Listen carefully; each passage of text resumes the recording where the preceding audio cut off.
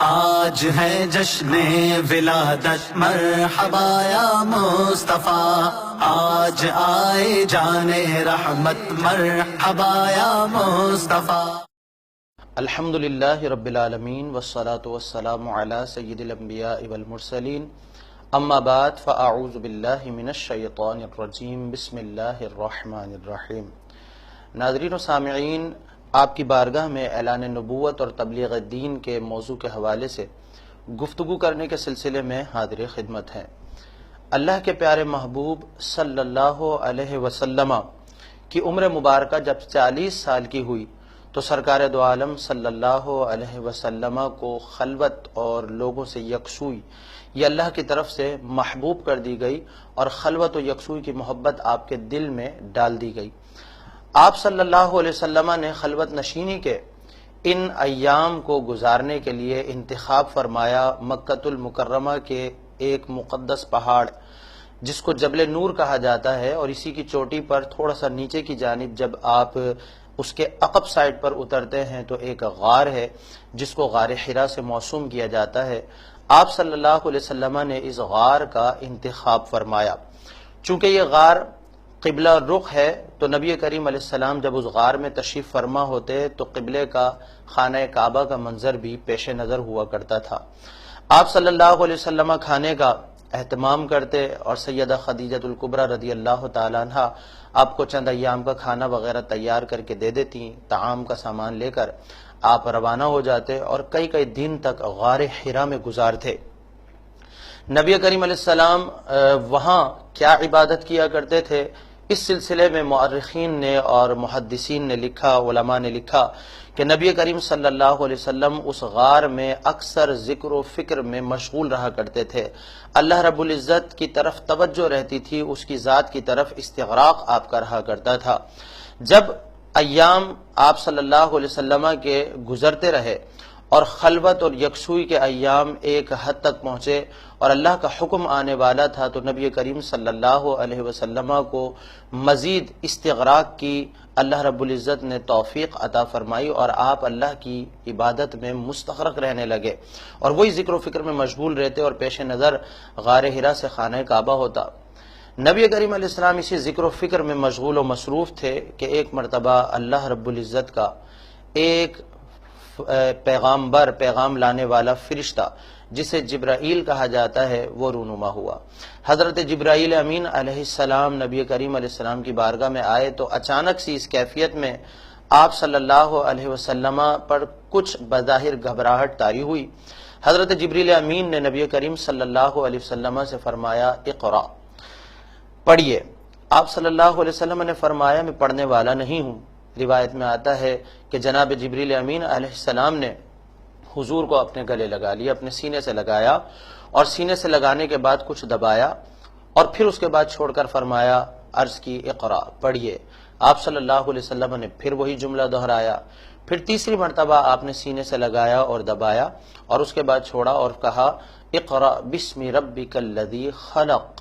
پڑھیے اپنے رب کے نام سے کہ جس نے تخلیق فرمایا، اس رب کے نام سے پڑھیے۔ تو نبی کریم علیہ الصلاۃ والسلام نے ان آیات کو پڑھنا شروع کیا جو قرآن کی پہلی وحی تھی جو حضرت جبریل امین اللہ کی طرف سے لے کر حاضر ہوئے تھے۔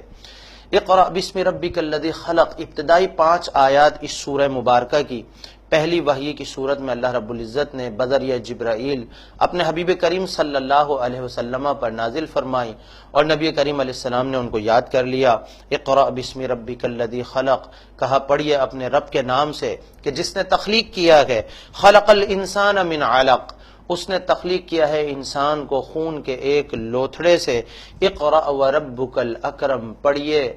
آپ کا رب بہت کرم فرمانے والا ہے۔ الذی علم بالقلم، جس نے قلم سے لکھنے کا علم دیا ہے، لکھنے کی تعلیم دی ہے، لکھنا سکھایا گیا۔ علم الانسان ما لم یعلم، اور انسان کو وہ کچھ سکھا دیا جو وہ نہیں جانتا تھا۔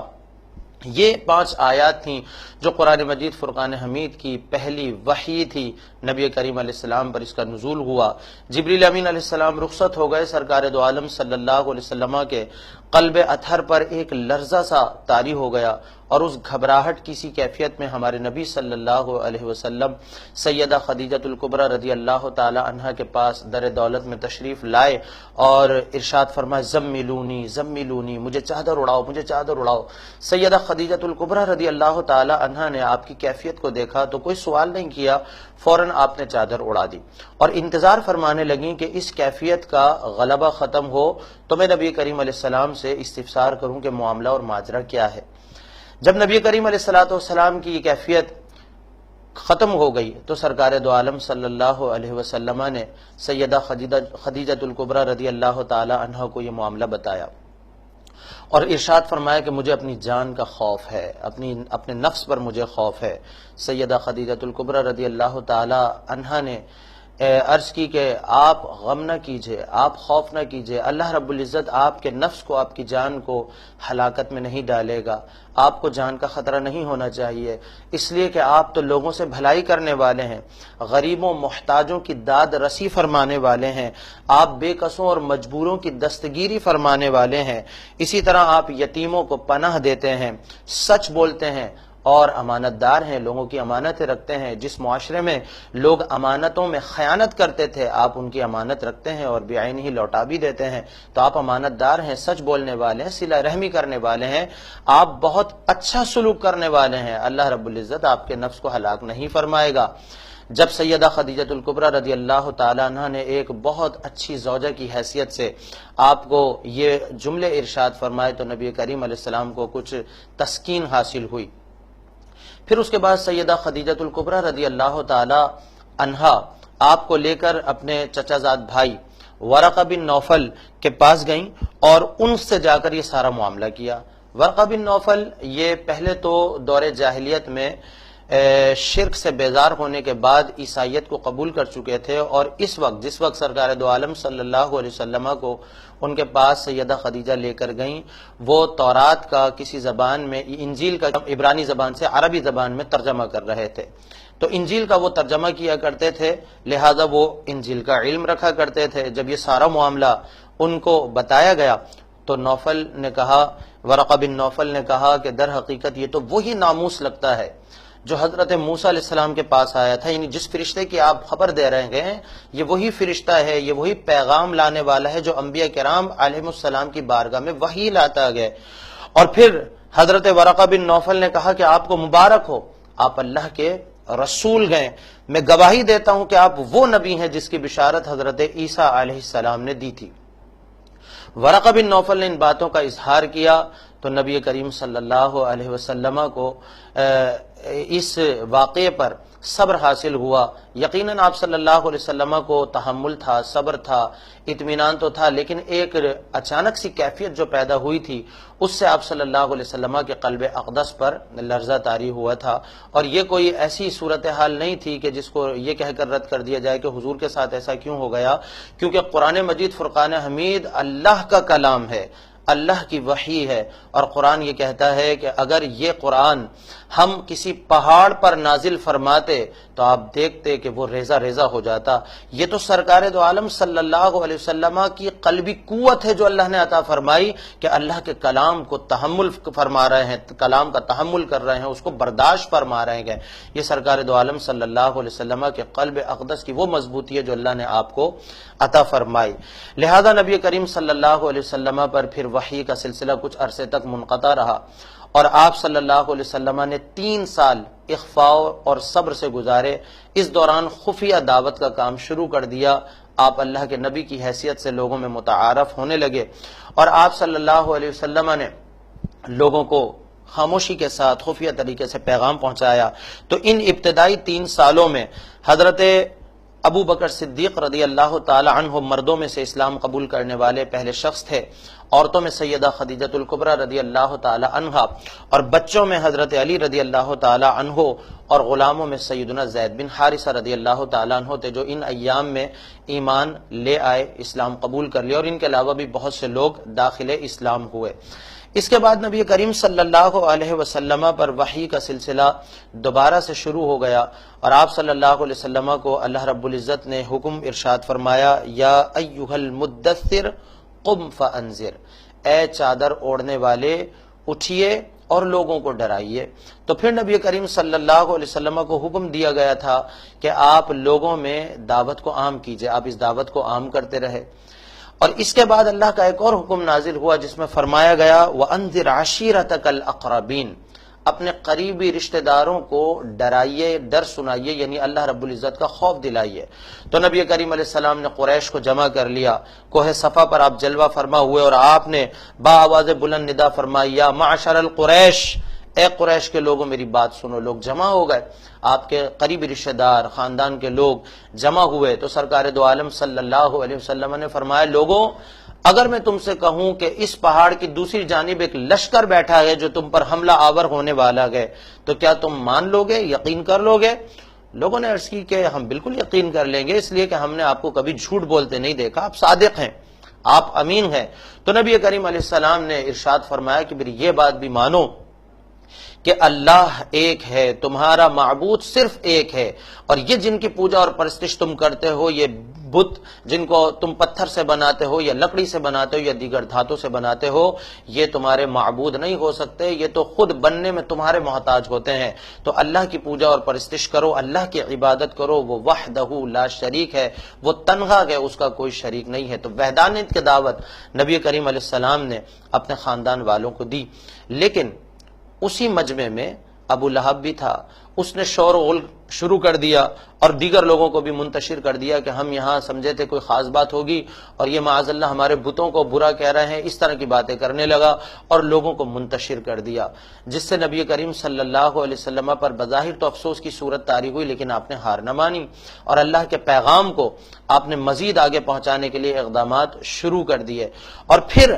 رفتہ رفتہ رفتہ رفتہ آپ یہ پیغام لوگوں تک منتقل کرتے رہے۔ پھر اللہ رب العزت کا یہ حکم بھی آیا کہ اللہ رب العزت نے فرمایا فَاصْدَعْ بِمَا تُؤْمَرُ وَأَعْرِضْ عَنِ الْمُشْرِكِينَ، آپ علی الاعلان اس چیز کو پہنچائیے، اس چیز کی دعوت دیجئے جس کا آپ کو حکم دیا گیا ہے، اور مشرکین سے اعراض کر لیجئے، ان سے منہ پھیر لیجئے، یعنی وہ جس قدر آپ کو روکنے کے اقدامات کر رہے ہیں ان کو کسی خاطر میں نہ لائیے، اور اب علل اعلان اللہ رب العزت کے دین کا پیغام عام کیجئے، دین کی دعوت پہنچائیے۔ تو نبی کریم صلی اللہ علیہ وسلم نے علل اعلان دعوت کا کام شروع کر دیا، توحید کا پیغام دینا شروع کر دیا، بتوں کی مذمت علل اعلان فرمانے لگے کہ یہ تمہارے معبودان باطلہ کسی نفع و ضرر کا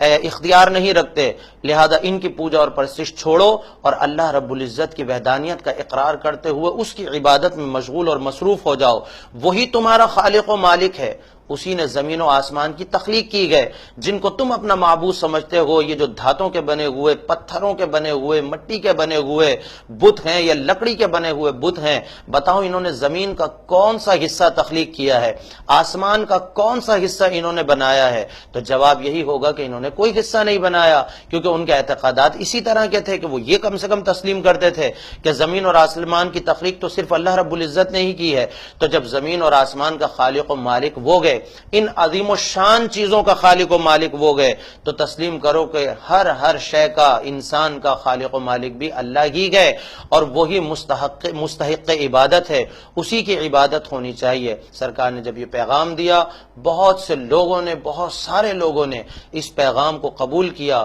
اور وہ ذرے سے آفتاب و مہتاب بن گئے۔ اللہ رب العزت نے ان کو درجہ صحابیت پر فائز فرمایا، صحابہ کرام کے نام سے موسوم کیا جانے لگا، اور پھر آج بھی ان کے درجات رفیعہ کا یہ عالم ہے کہ جب ان کا نام نامی اس میں گرامی لیا جاتا ہے، جو حضور پر ایمان لائے تو کہا جاتا ہے رضی اللہ تعالی عنہ، اللہ ان سے راضی ہو گیا اور وہ اللہ سے راضی ہو گئے، یہ کہا جاتا ہے۔ تو ان کے درجات کی بلندی کا آپ اندازہ فرمائیے، اور میدان محشر میں درجات کی بلندی ابھی باقی ہے۔ تو لہذا نبی کریم صلی اللہ علیہ وسلم کی اس دعوت کو قبول کرنے کے بعد ایک انقلاب پیدا ہو گیا معاشرے میں، اور آپ صلی اللہ علیہ وسلم نے اس تبلیغ دین کے سلسلے میں جو مصائب و آلام اٹھائے تھے اس کا ثمرہ ظاہر ہونے لگا، نبی کریم علیہ السلام کا یہ پیغام لوگوں تک پہنچنے لگا۔ یہی کام جو سرکار دو عالم صلی اللہ علیہ وسلم نے کیا تبلیغ دین کا، اس کام کی ایک مرتبہ پھر ضرورت ہے۔ اثر نو ہمیں چاہیے کہ مسلمانوں کو اعمال کی طرف بلائیں، اعتقادات کی طرف، ان کے اعتقادات کی مضبوطی کا اہتمام کریں، ان کے اعمال اعمال کی مضبوطی کا اہتمام کریں۔ اللہ تعالیٰ مجھے اور آپ کو تبلیغ دین کرنے کی توفیق رفیق مرحمت فرمائے، اور اس سلسلے میں آنے والی پریشانیوں اور مصائب و آلام کو خندہ پیشانی سے برداشت کرنے کی توفیق رفیق مرحمت فرمائے۔ وآخر دعوانا ان الحمد للہ رب العالمین۔